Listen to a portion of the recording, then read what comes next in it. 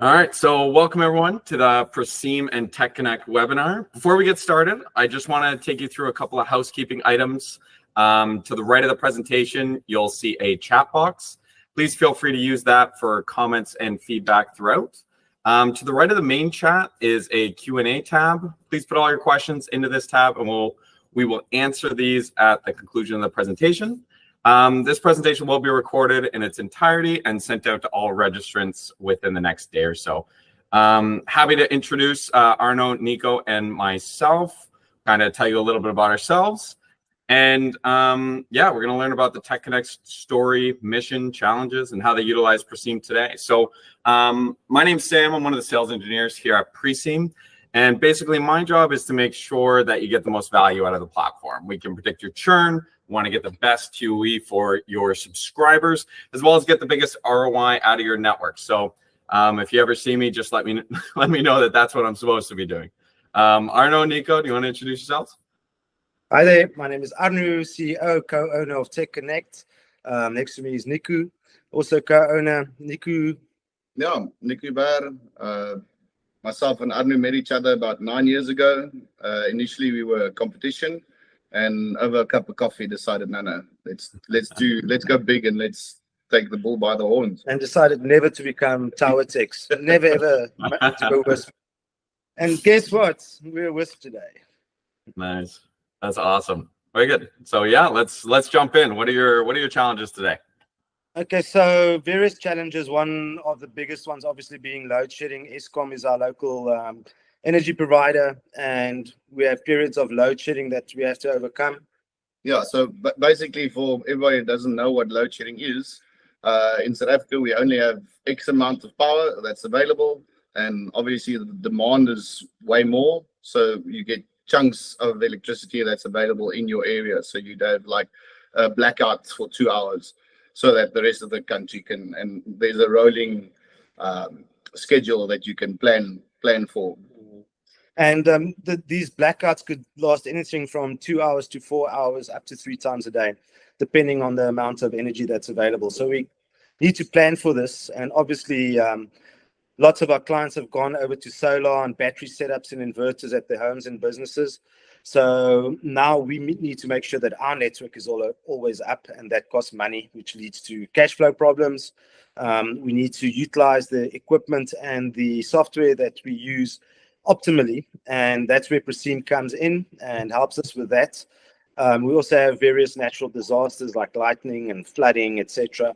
And then our fiber brothers, that is our competition. So in terms of the natural disasters, hang on a sec, let me just get that. Okay, cool. So sorry, we're in a live environment here, sitting in the trenches. So in terms of natural disasters, I think we're kind of well geared. Nice. We able to get back up and running quick if there's a lightning strike on a mountain. It's actually become a sales pitch where the clients are you guys on in load shedding? And then obviously we've catered for that, so that's a nice. Do you guys charge more for it? Do you guys charge more for your services, or you just do it to make sure that that community is up and running during load shedding? Yeah, correct. We've got competitors that are just, again, load shedding. There's nothing. So and once you start going into bigger areas, one area's got power, so they're expecting internet, and then the tower is in another schedule, so then the tower doesn't have power. Yeah. Oh, true. Okay. And is it per region? Is it per like specific location, city, or is it more wide than that? I'd say like suburbs. Okay. But every suburb is different. Yes. Wow. Don't you guys do anything in terms of our load shedding? I mean, in terms of the reporting on Preseem? Yeah, we accounted for the load shedding issue to make sure that the metrics don't get skewed, so that when you basically during that load shedding period, it was showing that you guys had ample airtime throughout the day, all those particular things. But in reality, it was just during a load shedding period. So we wanted to account for that to make sure that load shedding didn't affect our metrics, so that you get accurate data. So yeah, for sure. Yeah, because the clients go down, our towers don't go down, but the client metrics will be wrong. Correct. Exactly. Yeah. So yeah, that's great. Awesome. We've actually used that as an upsell as well. So what we've started doing is selling like little battery packs that keeps the radio and the router up. So So now the client is up in load shedding. He doesn't have his lights are off, no running water, nothing, but his internet's on. So his phone's charged, laptop's charged. They still have access to the internet. So We use it now. We started using it as a lead magnet. Yeah. So you get a free battery pack if you sign up Oh, with us. nice. Works Okay, well. right on. Wicked. Yeah, Angie, let's go to the next slide. Let's see the mission. Yeah. So I think our mission is very important. We discuss or read this mission every Friday with every Friday meeting that we have. And our mission is that we enable our community to get online by installing fast, reliable, safe, and affordable internet. And we back that up with world-class support and education at a price point that is affordable to all. And we will only be satisfied when every community member has access to cost-effective internet connectivity that keeps them and the kids protected while online. And we use various third-party products to do this, like Whalebone, and then giving them access to a world of knowledge and entertainment and not missing out on opportunities that the rest of the world takes for granted, which is very, very close to our hearts. We really, really live according to this mission and try and fulfill it on a daily basis. Do you guys, I know we're working with you guys for a long time now. Feels like you guys are selling the internet, not so much even reliable internet, but just selling how the internet can help particular businesses. Do you find that you're doing that on a day-to-day basis, or do you find it's more from a techCONNECT perspective? I'll jump in here as part of the sales team as well. We've actually implementing this mission. We've really helped small, I wouldn't even say like very small businesses get onto the internet where they've been standing with their little huts and just selling stuff. Getting those guys connected to the internet and start advertising their product and actually using the internet as a business tool, where 4, 5, 6 years ago, they were just a normal hawker standing next to the road. So part of our mission is getting the internet to those guys to actually, they create jobs again, because our country is very rough in terms of unemployment. So getting small businesses onto the internet, becoming from very small to maybe employing people, starting to churn money in the economy. So that's been a big plus on our side. Yeah, we strive to build more mom and pop shops where they actually employ family members and start employing members of the community. So it's been big for us. Yes. We actually have one client I know of that's got like a little spaza shop, like a mini supermarket. So he sells a little bit of everything. And a gym. And then he's not paying us. He wants to pay us cash because all these businesses cash. So we actually have to drive out and go and pick up the cash because they live in the live there, they eat there, they do their business there. They can't afford to go and make a deposit or something because then they leave their shop. There's nobody to look after it, so they can lose business, theft or whatever. So also one of the things that is handling that, getting a pay run, somebody driving and going to pick up cash as well. Okay. Very wow. formal. Very formal. Interesting. Cool. Okay. Next slide. Okay, so that's where we live. It's called Komatipoort, little one-horse town on the eastern side of South Africa. We're on the border with Mozambique. So one thing that I have to mention is that there's a lot of traffic going through our border in terms of truck and coal exports. A very strong Mozambican Portuguese influence.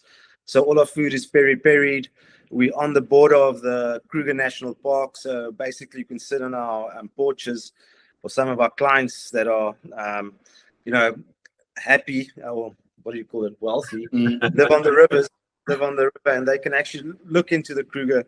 So lovely little town. We came here about 10 years ago, fell in love with the place and the people, very laid back.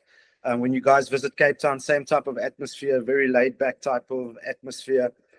We call it the slow felts, not because things necessarily just happen slow, but people are just more chilled here and absolutely love it here.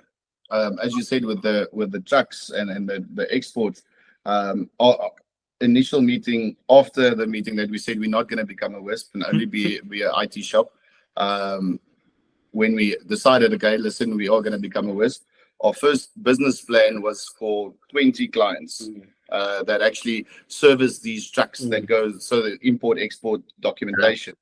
And the first initial business plan was 20 clients. We'd be happy if we just sort them out and then we run the IT side. Yeah. And that just grew and grew from there. So, well, I guess. Yeah. Awesome. Okay, so yeah, that's kind of where we are on the eastern side. If we can go to the next slide, you'll see that there starts a little green footprint on next close to Maputo or on the border.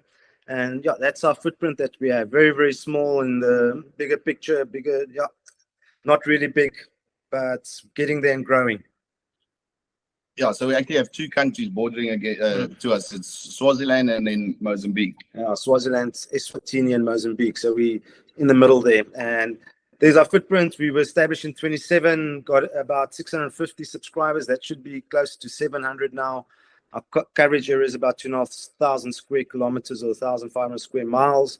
A population of about 750,000 according to the latest census in 2019. You can push that probably up to close to 1 million, 1.2 million now people, our possible market that we could service. And it basically is rural farming, low income, and very seasonal as well, because we've got a bunch of holiday lodges servicing the Kruger National Park. So that's our client base that we are servicing at the moment.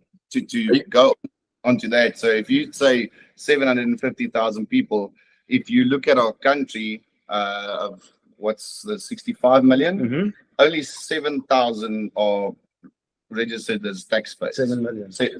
Only 7 million of the. Really? Oh, okay. So formally employed. Yeah, formally employed. So yeah, it's a biggish area, but very low income. You can imagine it's a very, very microeconomy, rands and cents, 5 rands here per transaction. So very rural. Yeah. Are you guys the only ones in these areas? Do you have fiber builders beside you? Do you have other WISPs that are interfering with you guys as well? Or not interfering, but competition, let's say? They are interfering. Okay. Basically, in our town, there's 3 locally based WISPs, and then I think 2 provincial and 1 national companies, and they do wireless as well. And then 2 of them, one of the locals and then one of the nationals, have rolled out fiber. Okay. It's been competition. It's been a major competition because everybody wants to buy speed, faster fiber, faster speed, cheaper, faster, and that we've had to combat in our marketing. Cool. Yeah, we'll get into that for sure. Yeah. Okay, so that's our typical clients are from big, huge lodges and tented camp shopping centers to very low income housing in what we call the rural townships of South Africa, having to service all income groups. And we have to make a plan with everybody to make sure that they have good internet and give the same quality to the lowest income earner to the biggest lodge. And Preseem has helped us with that in terms of getting our latencies right and getting the people to stream without buffering. And that's been a major selling point for us. I think one thing that we've done as well is we've not changed our monthly price since the day we started. So where all other guys there's been price increases and some of them a decrease and whatever. We've just said this is the price. But in the sales side is what are you getting extra? And we'll talk a bit more about that. But we've got a 5-point system that we sell to the clients, where we basically upsell extra services, or it's part of the package, all these extra services, but we'll talk about that a bit later as well. Cool. So yeah, there's our staff. We've got 11 staff at the moment. And if you can go to the next slide, Angie, you'll see these, basically everybody's jacks of all trades, but we've got 2 teams, our business development and our support tech team. And the business development team is called the Arabians. Nico is part of the Arabians. He doesn't like being called that. And then we've got our Clydesdales. And referring to them as horses is not to be derogatory at all. It's more the temperament that they have. So we've got our hot bloods, or the Arabians, and the cold bloods, or our Clydesdales. And if you stand next to a Clydesdale, they are massive horses. So they do the heavy lifting for us. Absolutely fantastic people that we have in the team that can literally become Spider-Man and hang off roofs and climb mountains, and over weekends they like scaling cliff walls and abseiling and things like that for fun. And then our Arabians are brilliant salespeople.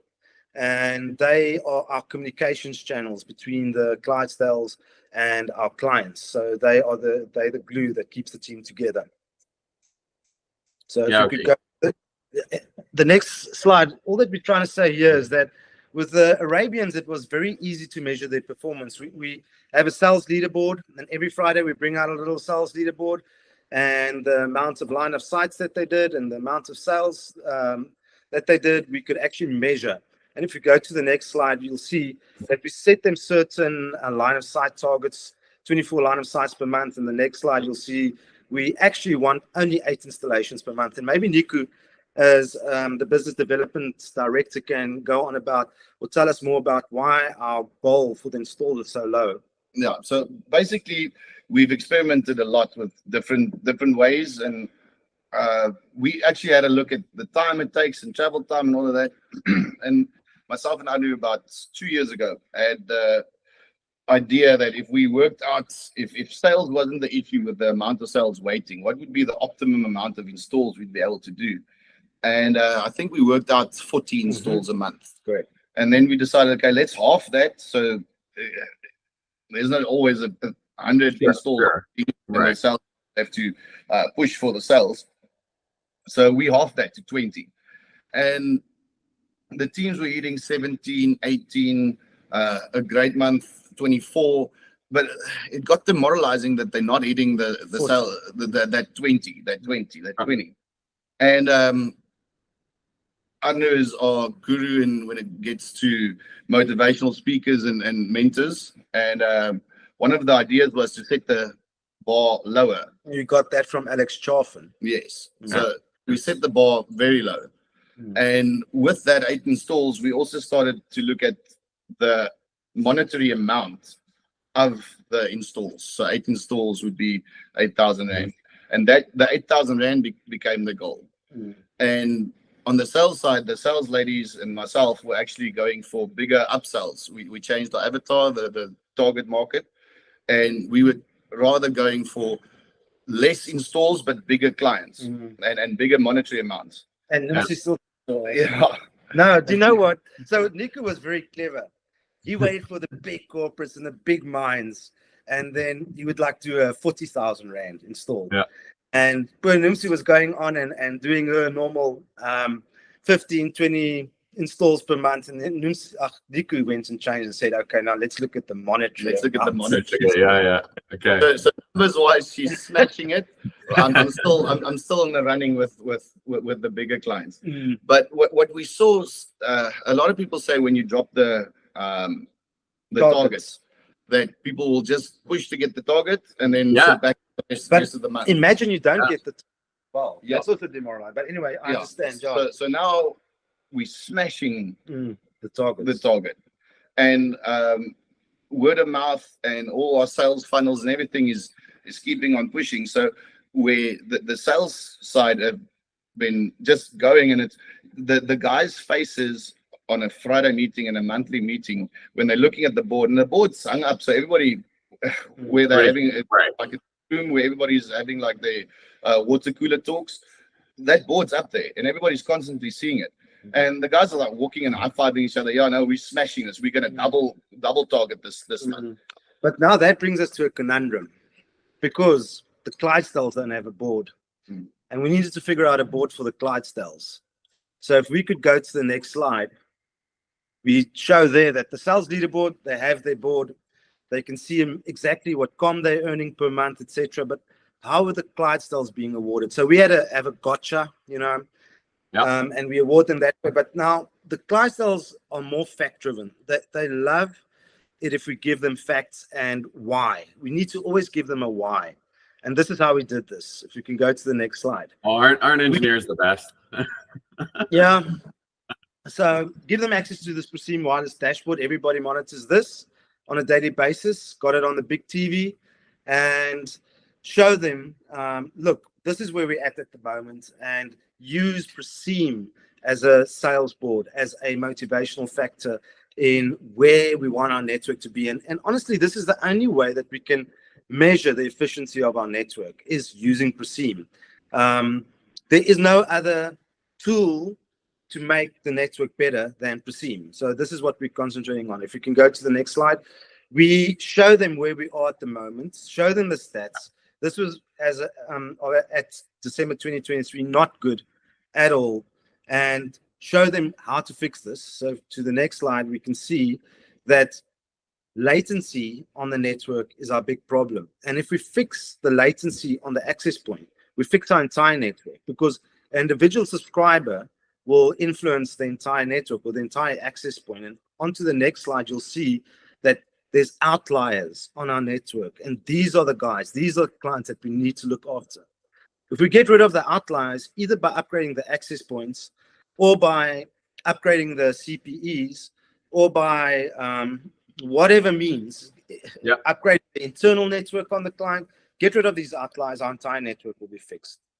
Sam, if you have any questions, just shout. Is there anything? Yeah, for sure. No worries. Because like whatever decisions you guys decide to make, the whole idea, hopefully, is that by you seeing this or you being able to identify if it's an individual subscriber problem or an access point problem, it could just be we're on a different channel width than we should be. There's no airtime on the AP left. And if we have the RF environment for it, we can just increase the channel width. Then your guys, your Clydesdales can actually like see if they're improving the network or not. That's the main idea. So yeah, this is great. 100%. And Preseem makes it so easy by giving us RF scores and business value scores. Even our Arabians are able to tell the Clydesdales, listen, we can see an issue here. Please, could you do something about it? Because now they start realizing that it affects our entire client base if they are able to fix those outliers. So yeah, makes it simple. Sure. Cool. Angie, next slide.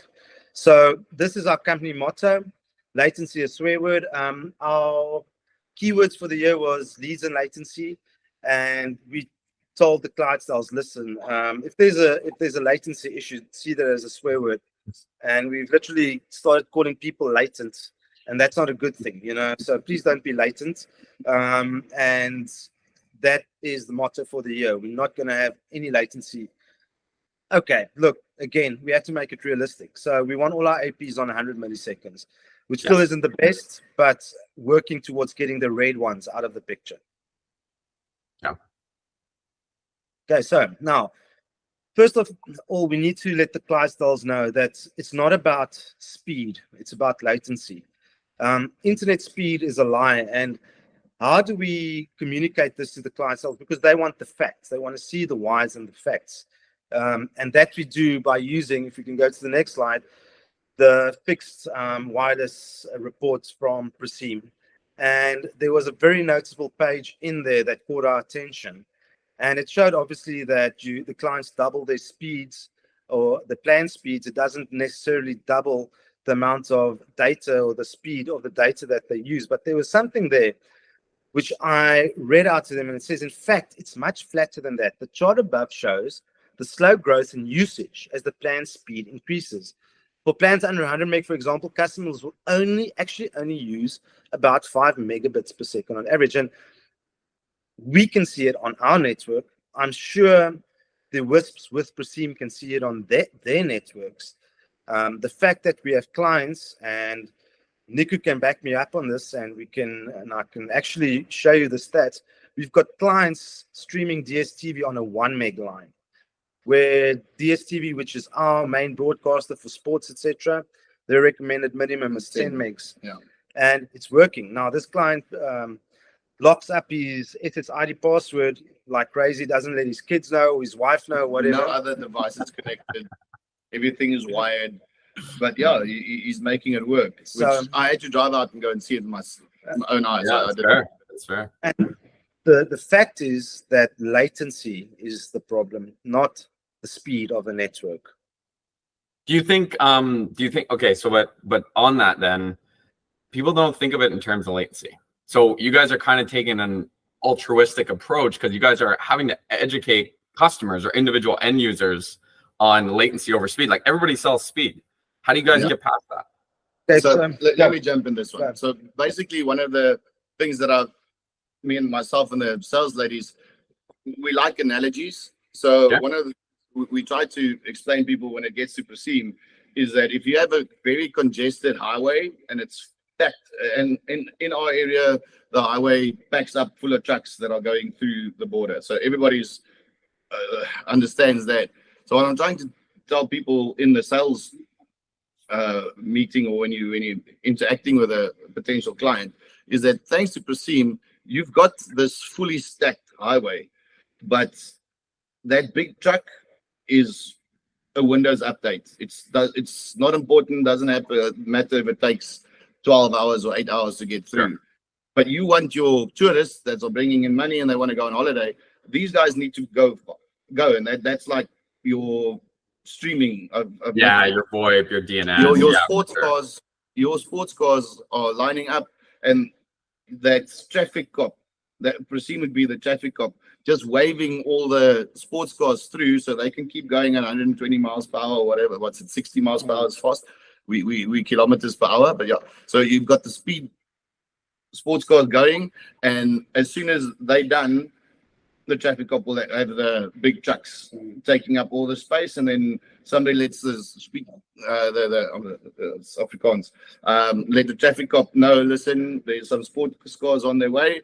He makes way with all the trucks, and the sports cars keeps going. Yeah. And that analogy in terms of latency and what Preseem gives us, that's been working with clients. We've even started giving him a name now, Mandla Lungelu. And we're creating a character that represents Preseem that will be seen waving the cars past and making sure that the slower trucks on our highway, which is our internet, get started. But Arno, you said there was fiber like builds around you guys, and I know we talked about this in the past, but like what's super confusing to me is how do you instill like low latency into clients' head to be able to keep service with you guys? Like once people hear fiber, once people hear higher speeds, how do you guys deal with that?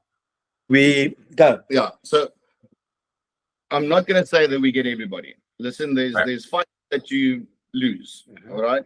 But what we've seen is the guy that we spent hours with trying to convince, and he's just got that number 100 meg per second fiber and low latency promises. They take the fiber, you lose that client, and that's fine. But what we keep them on like a drip marketing campaign where all our newsletters about Preseem, all the upsells, our network statuses, everything, they kept in the loop, unless obviously unsubscribes, but most people just watch it. And as soon as they start struggling with the fiber, we get a call. Listen, and what we've also done is obviously we've taken a big leap of faith on our website. Our live statuses of all our towers up and down time is live on our website. Okay. So what we've seen is clients phone us and say, listen, we've been down on a fiber for 2 hours. I can see on your webpage that the tower that I'm closest to is up and running, and it hasn't gone down in 12 hours or days. And that's also become a way to tell clients, listen, does your fiber supplier or your current WISP actually keep track of their downtime? And we show that live on our website. I'm guessing for load shedding then, Arno and Nico, that's like a huge selling point. Exactly. Yeah, exactly. We'll give you more details in a couple of slides later how we started to convince the clients. It's difficult, but it's doable. Yeah. Okay. So now this is what our clientele need to know. It's mind-blowing, but the average speed of the millions of data points that Preseem has picked up is 5 megabits per second. That's what the average client uses. So if we can go to the next slide, this is what we need to sell to the clients. Low latency is more important than throughput when it comes to giving subscribers a superior quality of experience. And this is what we need to work on a daily basis. And this is what Preseem gives us and allows us to work on. So again, here it says that this is directly quoted from the Preseem fixed wireless report. On one hand, this makes sense. Consumers are more likely to understand what 100 megabits per second, 100 megabits per second download speed means, whereas promising them latency under 30 milliseconds probably won't resonate right away. However, there was a time when consumers didn't know what megabits per second meant either. So educating subscribers on the importance of low latency and its impact on the experience could be a good way for regional operators to separate themselves from the competitors and grow their business. And we thought about this. Last year, December, we literally pored over the report and thought of ways on how to do this. And the next couple of slides, I'll show you how we did this, how we started educating the clients on doing this. Okay. So if we could go. So now, Clydesdales, we need to set a goal and we need to tell them what needs to happen to get us to sub 100 millisecond times. First of all, we need to fix our backhauls, and our network is built quick and dirty. Now, I just need to reiterate here, this is how we do it. We're not saying this is how you should do it, okay? We work on a shoestring budget. So we add light APs to our closer towers, and then later upgrade those to rockets and horns. To our longer runs, we add horns, and then individually we fix the client issues and we set a goal. So the goal is end of this month. All of these issues need to be sorted, and we're winning that goal. So if we can go to the next slide, you'll see that our forecasted latency results are 900 milliseconds towers, minimum 500 meg backhauls, go 60 gigs to our larger towers. All our netconnects in the office need to be upgraded, and then the techs need to learn Preseem. And there's a wealth and abundance of learning materials, from YouTube to the forums to the knowledge base, where they can actually study it. We've got some training on a membership site which they can go through, which scratches the surface, but for in-depth training, they need to go onto Preseem and play with it on a daily basis. They can't break anything. So we literally ask them to please play with Preseem every day and chat to us. And it's becoming quite a nice discussion point in the office in our morning huddles when we quickly discuss what we're going to do for the day. Nice. Yeah, and obviously the more they see it, the more they use it, the more they're starting to interpret the data, because it's an information overload in the beginning. Yeah, that's fair. Definitely is. Okay, so now how do we remunerate them? This is where we wanted to get to, is we need to remunerate them on the performance of the network. And basically what we did is we built a little Excel spreadsheet with our green, yellow, and red towers, counting them on a daily basis, then averaging that out over a monthly basis. So we've got 47 access points, of which 22 of those access points on average during the month was green, 21 were orange, and one was red. So that gives us a figure of 48% of the access points are green, 45% are orange, and 2% are red. And then how do we take like a discretionary amount, which in our case is 5,000 Rand. And guys, this is, we've seen that the money really isn't the motivating factor here, but we wanted to remunerate them somehow. And we give them 48% of that 5,000 Rand if the towers are green, everything. 48% of all the green towers that you get. You only get 20% of the orange towers or the yellow towers, which is 445 Rand or 454 Rand. And then you actually get penalized on the red towers, 20% penalty, 120 bucks. We're going to take off of your com. Sure. And then the total commission that the Clydesdales get is 2,872 Rand, and each tech gets 574 Rand. And this is how we figured out on how to remunerate them based on the performance of the network. And this is done on a monthly basis. And also we've set a benchmark that our benchmark currently is 2% of our towers, or 2 of our towers on average is red. And if it goes above 2, you get nothing. Yeah, 3. 3. Okay. 3. Goes So above 3. how are you guys, so before, because all this data gets pulled from Preseem on the latency side on the APs, you guys weren't comping, weren't giving goals to your Clydesdales before, your support techs before? No, we were giving them gotchas. So gotchas are caught you out doing something good for a client phoned in or whatever. But that's not enough. We want them to get a reasonable com and something similar to what the Radians are getting. We didn't have something like this to be able to do this beforehand. We've been using it for a couple of years, but yeah, not in this detail. Yeah.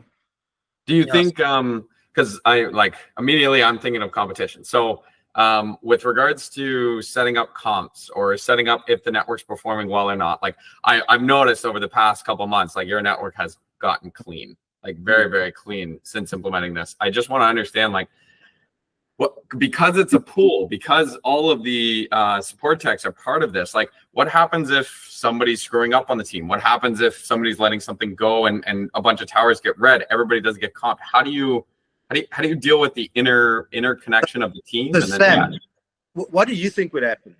Just from your person, what do you think if one team member doesn't pull his weight? What do you think would happen? it's either one of two things. I'm thinking that the other teams have to help, or everybody starts to crumble, and then everybody takes their own piece of the pie and goes, I want to just be comped on my section of the network. So basically what we're doing is we've got certain members, and as everybody's, how can I say, knowledge of Preseem is growing, some of them are fine looking at the APs. Myself, I look on the APs. One of the techs, he's just jumped in and he's handling individual client issues. And when there's something that we can't change remotely, so a tech has to go out and maybe realign or have a look at installing an extender or something like that to improve the latency, those tickets get logged, right? Yeah. And those get logged in an area for certain techs. And there's a leaderboard as well for the techs, how many maintenance jobs they've done, how many installs they've done, how many line of sights they've done. So all those Preseem issues become maintenance tickets. And the more the guys are knocking that out of the park, the higher on the leaderboard is on a separate remuneration for maintenance jobs as well. So there's that internal competition, who's done more maintenance, who's done more installs.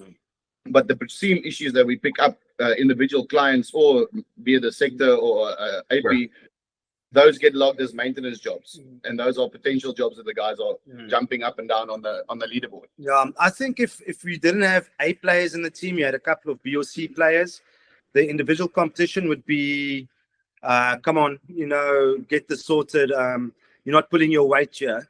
You need to get your sector sorted, because obviously there's guys with different sectors that they take pride in. It's their area. They live there.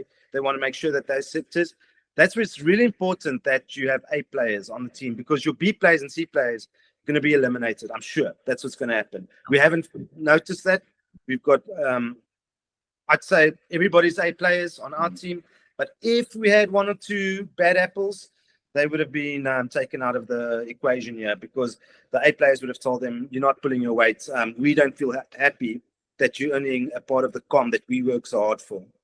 So do you find then today, and Nico, I know you're on the business development team. So Arno, you probably look at the network like it's your baby. Mm-hmm. Now that you have the metrics to be able to show that, okay, here's how your network's actually performing. Do you find the Clydesdales, do you find the support team, or even the sales team as well, taking ownership of the network? Do you find that the roles have flipped? Because that's the main thing. I think that's what everyone honestly is looking for. Because like, you don't want it from top down, do this, do that, XYZ. It's almost like, no, this is your guys' network. You guys got to make it clean, because we have the metrics now to be able to measure you. And they're taking ownership. That's what's so nice. We never had the tool where they could actually take ownership and measure. And even the Arabians are starting to notice issues and starting to pick up on problems and starting to troubleshoot and do basic troubleshooting, communicating that with the Clydesdales and giving them more info. We think the internal part of this client's network is a problem. It's not necessarily the access point. The RF scores, the business scores, all of that helps them to simplify it. And without a tool like this, how would you measure it? And how would you measure QoE? And QoE has always been like a, how could I say, it hasn't been what experience are clients having. And what's very nice is that the feedback that we're getting from the clients is really positive. And then on the Friday meetings, we love to give the feedback that the clients are giving us. And let's say 6-7 years ago, it was the two of us monitoring APs, monitoring backhauls, and so on. So it was all on us. Mm-hmm.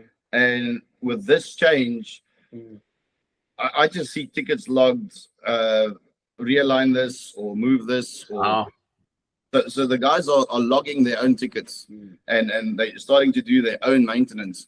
And I open up Preseem in the morning and say, oh, this is looking amazing. And Preseem Plus has made a difference as well, I must Definitely. say. It's just made it easier for the Arabians to start troubleshooting. I think that's been a major change with us, where Preseem was normally just the two of us looking at it. But since Preseem Plus is in the picture, it's like the whole group is all involved and eyes on it. I don't know, is that what you call it? You call it Preseem? yeah, Preseem Plus. Yeah. But that's my question, because it's a different philosophical approach. I know you guys have implemented this, and it's kind of nice to have the team come to you with issues instead of you having to always go top down. And that's kind of nice, because I like, even for myself, it's nice to be able to measure your own success and know that what you're doing out in the field, whether it's them realigning a customer or adding a channel width to an AP or whatever the case may be, that they can see that their results are actually improving the network and helping people. And it kind of ties back to your guys' mission, which I think is altruistic. It's like you're helping people get internet in the areas that they can't, and then even with the internet that they receive, it's reliable. It's everything that they can do with it. So yeah, it's great. It's great. And it's so important, because we literally have to chop that up, our backles up into little slivers, and that sliver of speed that we give them needs to be used optimally. And that's what Preseem allows us to do. Plus, as business owners, for us, sitting and working on the access points and figuring it out is not the best use of our time. The best use of our time is working strategically. But we need to give the guys on the grassroots level the tools to be able to do this on their own. And this is what Preseem allows us to do. That's great. Yeah, that's awesome to see. Hopefully the guys aren't too mad at us for measuring them now. No, not at all. Okay, so what's changed?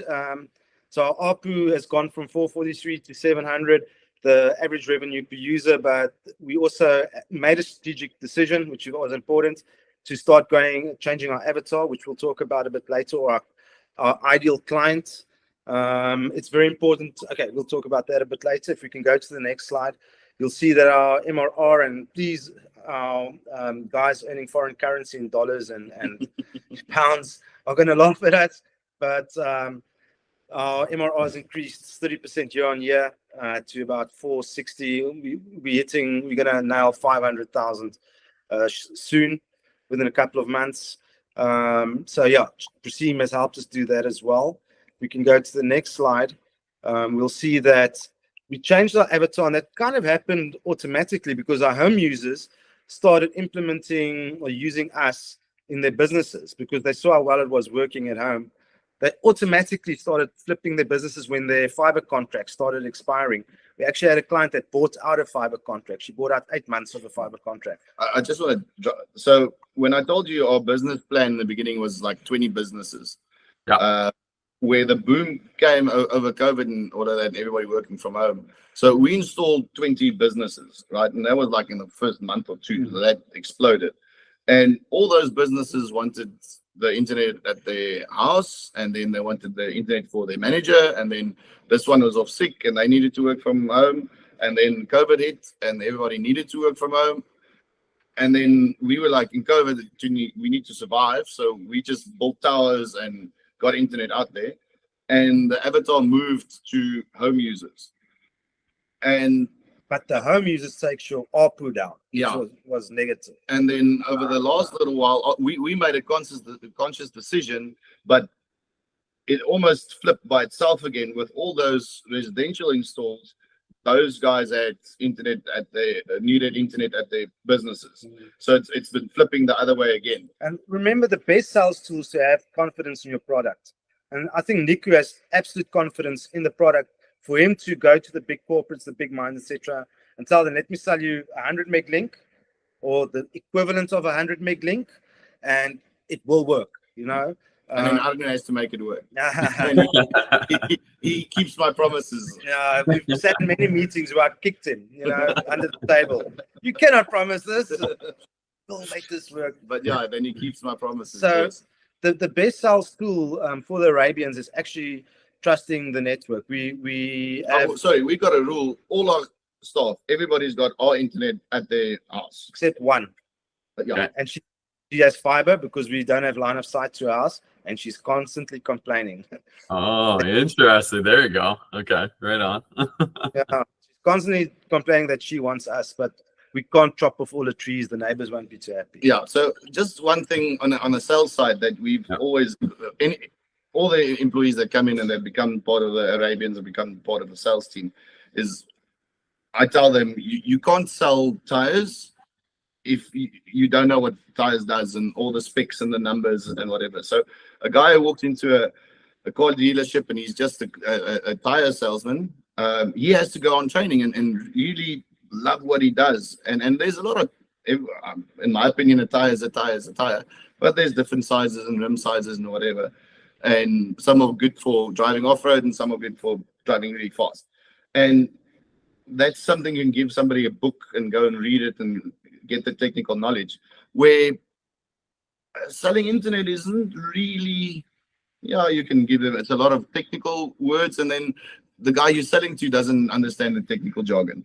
So for us, a major rule is they've got our internet at home and you use it and you know what speed you're on. You can then obviously, because you're using it, you know what the internet is capable, a 2 meg line from us, what you can do. And that's what you're then obviously selling. Because listen, I use this at home. I love my product. I'm on in load shedding, so on and so forth. I can watch a Netflix movie on this speed. They've got kids. We 4 people doing X, Y, and Z on the internet. So it is capable of doing that. And that's been a big switch in the sales side as well. It took years to get the product right. Your product needs to be perfect before you start going out onto the market and really marketing it and selling it. If you sell a rubbish product, you're just going to get negative reviews, and word of mouth explodes these days with Facebook reviews and Google My Business and Google reviews. So product needs to be good before you go out to the market and sell it. And that's a major change that Preseem made for us. I also just want to mention that our Arabians are concentrating on checking the AP capacity before marketing to those APs. Certain areas, in certain areas. And that obviously helps us with cash flow because we can capacity plan better and we can fill our APs that have a better business value score first. And we're using it reactively as well. So line of sight was fine. The areas tower looked fine. One of the sectors was maybe APs was maybe a little full. The install gets done, and then a day or two later, a checkup would then show, okay, listen, maybe just move it. It's in the same line of sight. Just move it to another AP that's got Right. more. So it's a reactive tool as well. Beautiful. Yeah. Yeah, I like the starting to sell latency, not speed. It's I'm curious to see how that keeps going throughout the years with fiber and things along those lines. That's awesome. Yeah, look, you have to answer the client's questions before they even phone you. So if we go to the next slide, another thing that's really helping us with our cash flow is the auto shaping has literally fixed the APs that are bad on the network, our red APs, and that helps with cash flow again because we don't have to upgrade those access Well, points. you can even look at the green graph that are good APs are even better. Mm-hmm. So it's not just the bad ones getting better and the medium one. There's a total drop in latency since the auto shaping's in. Yeah, that's been. But are we punting something that's not officially out yet? Because I know we're on an early test. You guys are trialing something, but yes, it's but pretty much what it's doing is what it's supposed to do. Yeah. This has been a major improvement on our network. It's really, really helping. Okay, so basically the integration into Splinks is amazing as well, where our Arabians are able to directly connect to a client's Preseem chart and do troubleshooting on their own. So they've got very simple metrics that they look at.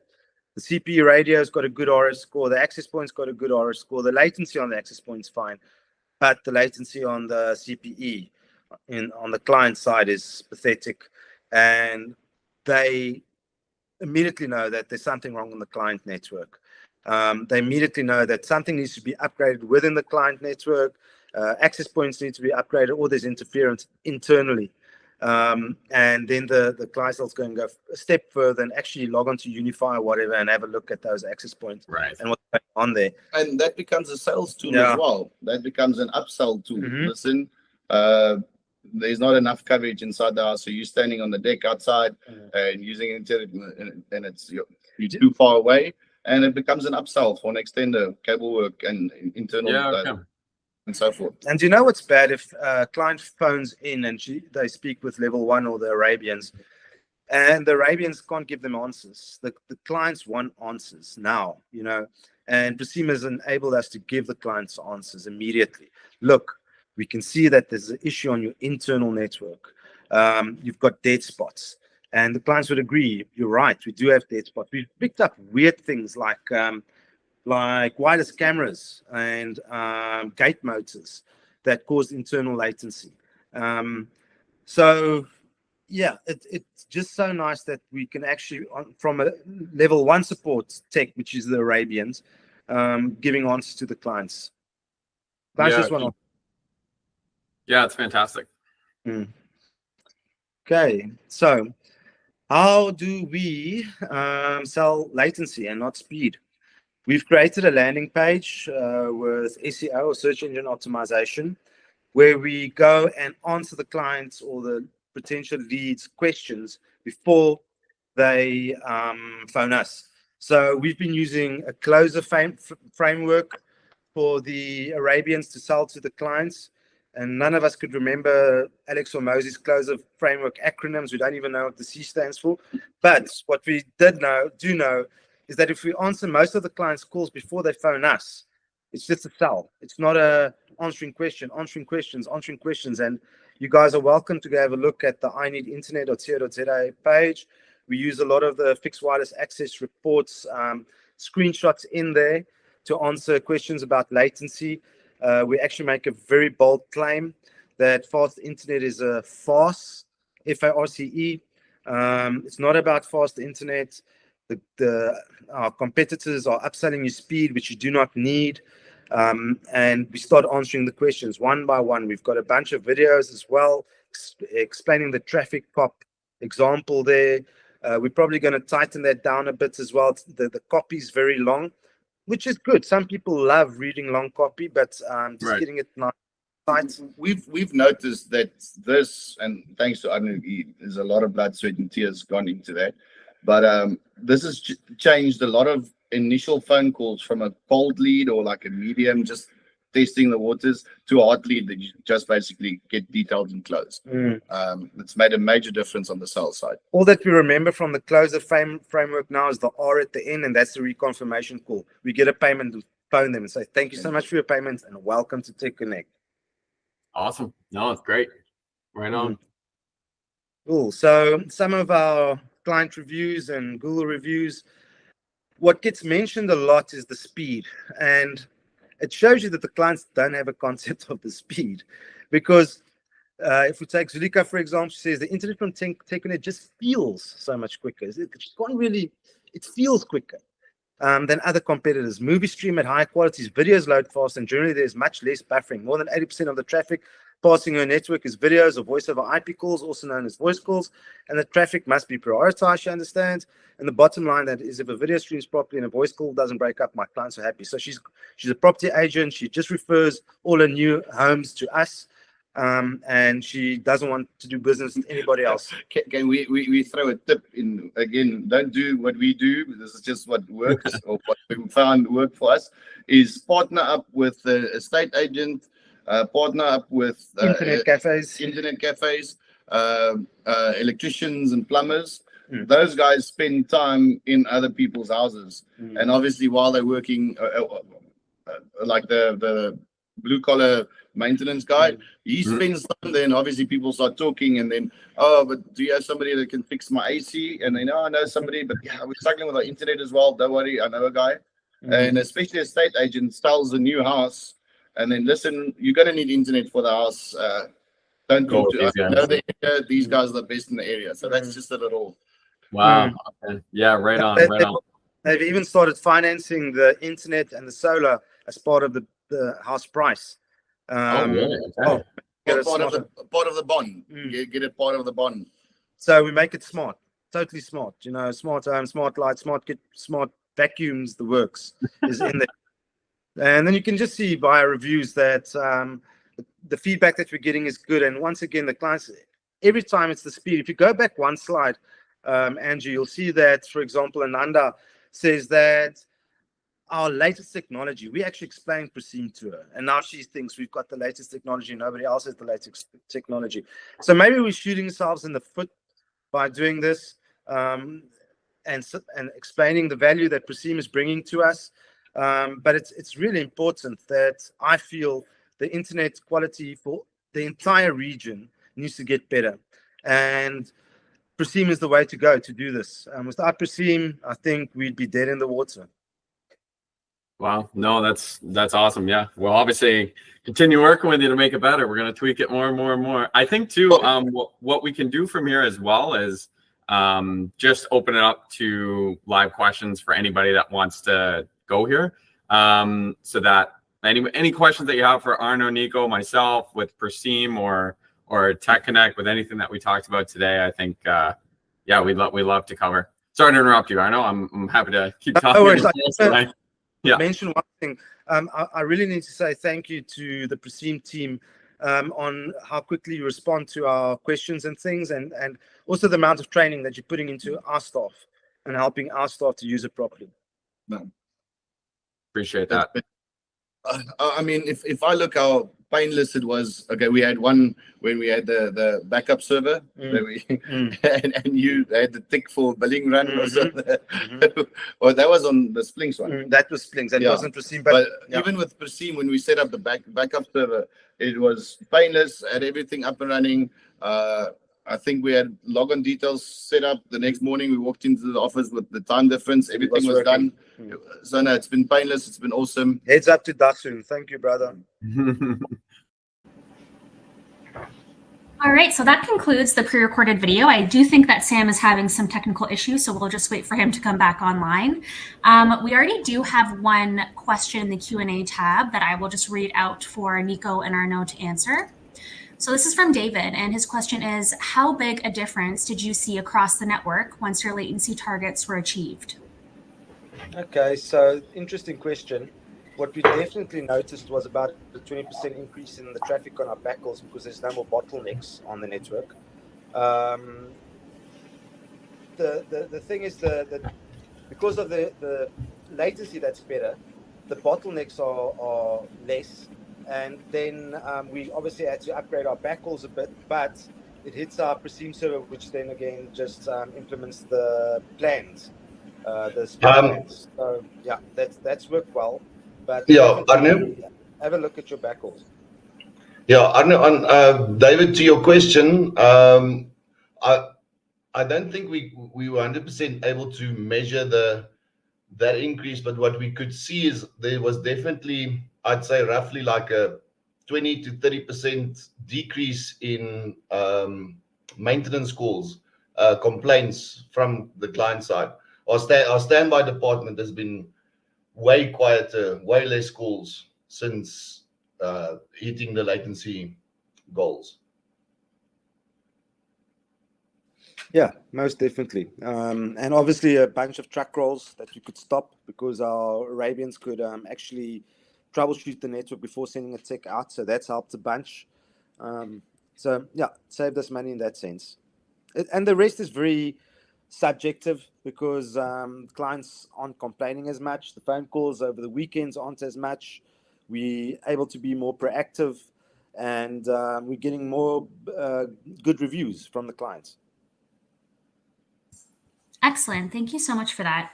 And I know that in our previous session, Sam had also asked what your insights or thoughts are to what the industry is going to look like in a few years. And I think you gave a pretty insightful answer to that. So I just want to kind of echo that question again for this audience. Okay, so basically the way that I see this is that in Africa and South Africa, we've got a totally different demographic and market than we have in the States.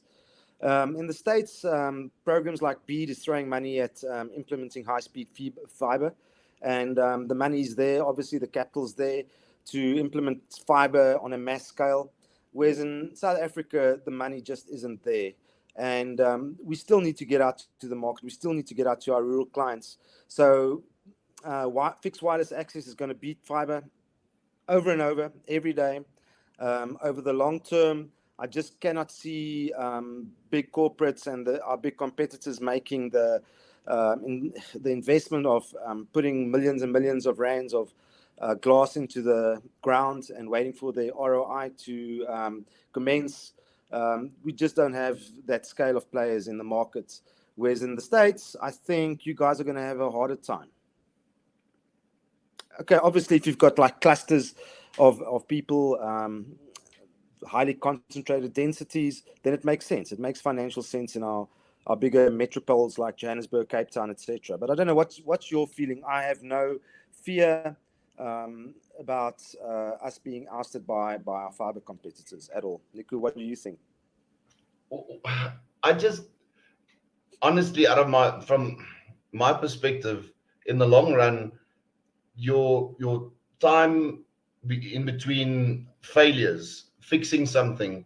I've always felt that, and we've had clients compliment us that if there's a major outage, it's not as long as it takes to dig up the fiber, resplice it, firstly find the breakage, and if the client has an issue and it's hardware related, the tech drives out and he replaces a radio and Bob's your uncle. If we lose a AP on a tower, drive out, replace the AP, download the pre-config setup, and your downtime is less. That's one of the major things that I've always felt where Wi-Fi wins. I think also there's a very important critical factor in this whole thing is your marketing and your sales. You really need to communicate that message and get that message over and get the latency message over. And start using smart tools. Start using smart ways of marketing this and getting it out to the market. That your sales cycle is not just a week or two. It could take up to 6 months, 8 months. Sometimes we have to wait out a fiber contract to get a client on board and get them to sign on the dotted line. So you need to drip market to those guys. It's a continuous process. It's a continuous nurturing process of that client. But they do end up with you. And obviously, client service. You're going to beat any competitor out there if your client service is good. A massive thing that we did was that helped us as well was the fact that we started doing after-hours service, client service, so they could actually phone us or WhatsApp us on a number. And we've got 2 support techs on standby. And we do that until 10 p.m., which is not ideal. For our corporates, 24 hours, me and Nico handle those calls. But the after-hour standby and them actually not chatting to a bot or AI and chatting to a real person that could resolve their issues was important as well. Those little bits of extra services, giving extra IT support if they needed that, giving them an app to pay their bills, things like that, that makes a big difference. Wonderful. Thank you very much for the insights and just giving us a peek into your operations and network. I haven't seen any new questions come in. Oh, and we actually just have one. We have one from Rick saying, how do you measure the ROI of Preseem? Arno, that would be yours. Okay, so in our growth, we can measure it. 1 month's growth spurt is our ROI done. That as simple as that. 1 month's additional recurring revenue makes up for the price of Preseem. I was a bit worried going for the version 2 of Preseem Plus because it was about a third more, and I just made up the difference in price in 1 month's growth. And now, obviously, it's done. It's paid for.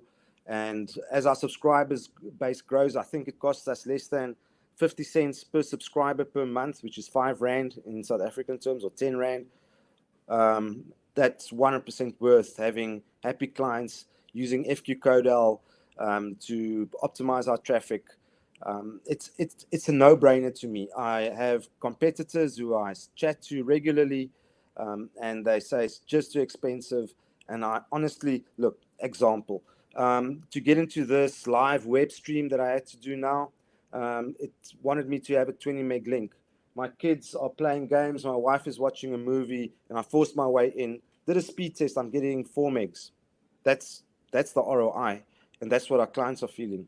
So having happy clients and making this work properly, that's worth it. But like I said, the ROI is realized very quickly, within a month. Excellent. Thank you, Arno. And I know we are just past time now. We do have one more question, and then we will send you both off just for everyone. It is past 9 p.m. now for Arno and Nico. So thank you so much for staying on late. And with that, the final question is twofold. So the first part is, how long did it take to solve your major latency issues on your network? And how many of these issues required new equipment purchases? Okay, so when we set the goal in December, from December to now, I think we solved 80% of it. We did have to make a couple of purchases, but that was budgeted for. Instead of expanding our towers and getting more towers, we decided to buckle down and fix our network. So we had to stop our growth spurt for a while in terms of tower rollouts. Nico? I think we upgraded 2 backhauls, two access points. We did 2 horns that we replaced, installed horns, and then from there, the investment and the time was actually just our own time, spending time going through the settings on the sectors, looking at the bad connections, moving them to other APs, playing around with frequency, playing around with TDMA, your flexible and fixed. So it was a bit of trial and error as well, because the two of us are of different opinions. We don't agree. We don't agree. But there's a lot of time investment. I wouldn't say the monetary investment was that big, Arno. No, it was in South African rand less than 20,000.